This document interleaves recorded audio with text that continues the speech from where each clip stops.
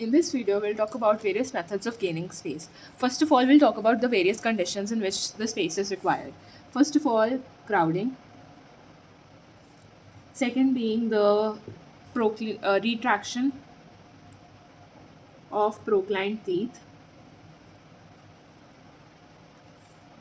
Derotation of anterior teeth. Correction of unstable molar relation. Anchorage requirements. And leveling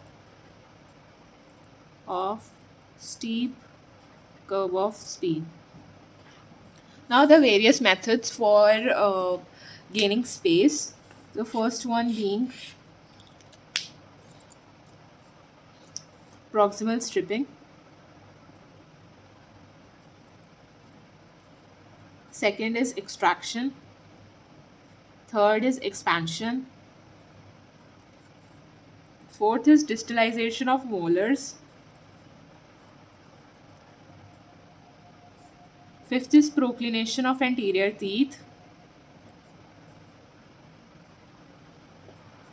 Then derotation of posterior teeth.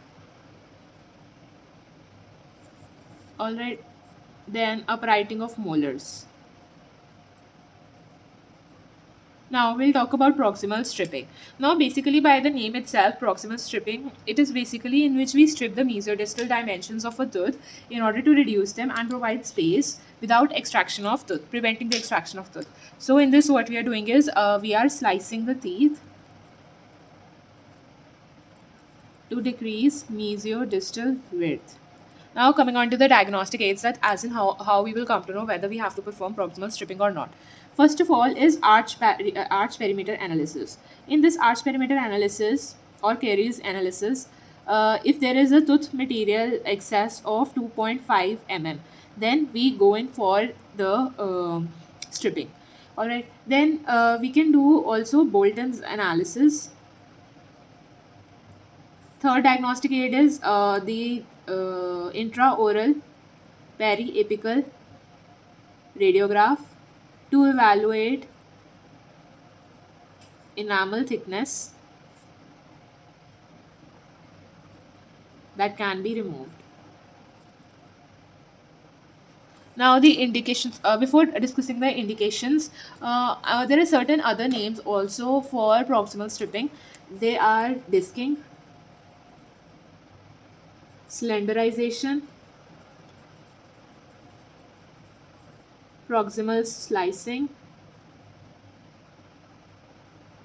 then reproximation. One more thing, this concept or this method was given by Ballard in 1944. Alright, now let's talk about the various indications. In indications, first of all is when the space required is less, basically 0 to 2.5 mm. Also, if there is a mild tooth material access in Bolton's ratio and caries analysis, undertaken if the lower anterior region aids in retention, then if the individual tooth sizes prevent class 1 molar relation, to obtain favorable overjet and overbite. They are contraindicated in young people because they have very large pulp chambers, and there is young people, I was talking about pulp and I wrote pulp. Yeah, so it is contraindicated in young people because they have large pulp chamber and there is a increased risk of pulpal exposure. Then second is when the individual is more susceptible to caries, that is the person has high caries index. Also in cases of poor oral hygiene, if not given informed consent, All right. Also, if the patient has enamel hyperplasia, very important. Now, the advantages of adopting the method of proximal stripping. The first advantage is that we are preventing the extraction of the teeth and the problems associated with extraction and problems associated with extraction. Now, what are the problems associated with extraction is, first of all, difficulty of completing space closure,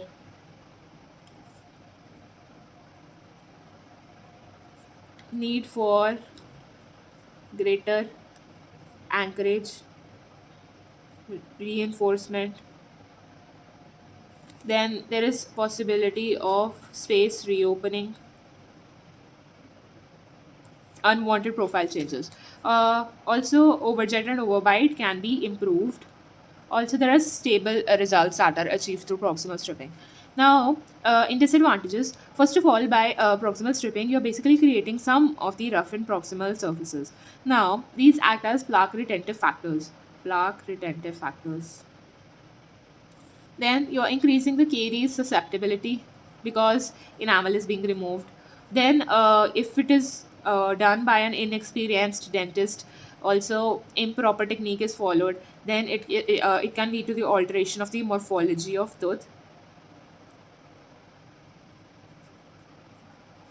Then there is loss of contact between the teeth. Basically, you're decreasing the mesodistal dimension of the tooth. So this can lead to food impaction. Now, amount of proximal stripping. Now, it is to be remembered that the proximal stripping is not done more than 50% of the teeth, more than 50% of the total teeth. Yeah. So, first of all, it is done in lower anteriors and upper anteriors. Now, basically 8.9 mm is total amount of proximal stripping that can be done in the maxilla as well as in the mandible. Now, first you will mention about 50% of the enamel thickness should be removed. Then, as I told you, only 8.9 mm of the total space that can be created is how in upper anterior region you basically decrease 0.5 mm, and over here you will decrease 0.8 mm in posterior region. In posterior region, sorry, yeah. So, it in posterior region you have 8 contacts, so 6.4 mm, and over here you have 5 contacts, so 2.5 mm. Add them and you get a total space of 8.9 mm. All right. Then the procedure, yeah, but first of all, we will talk about the things that can be used in proximal stripping, basically the instruments. You can use diamond interproximal strips. These are basically thin strips of 0.08 mm. All right, they're made by the surgical grade of stainless steel, and they're basically abrasive in nature. We use them with strip holders. Then we can use diamond bars also. Then there are leaf gauges which are used to measure. Now the procedure is, first of all, what we do is we need to separate the teeth. So separation of teeth. Now this usually takes a lot of time and it is highly painful to the patient also. Only after a proper separation can we proceed for proximal stripping. So first of all, we have to separate the teeth. After separating the teeth, we will use disc guards to prevent the injuries to lip.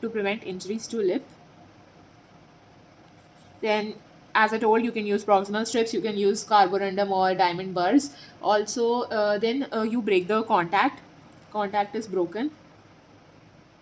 Then handheld strip. Then proximal stripping is performed. Then you do finishing. After finishing, we do fluoride application to decrease caries susceptibility. Alright, now extraction as a method of gaining space. Usually, what we do is we extract the premolars, the first premolars from each quadrant. Extraction of first premolar from all 4 quadrants. This is another method which is extraction for gaining space.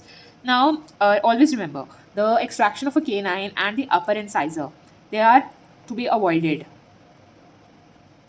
Molars and lower incisors can also be extracted. Now, Coming on to distalization of molars.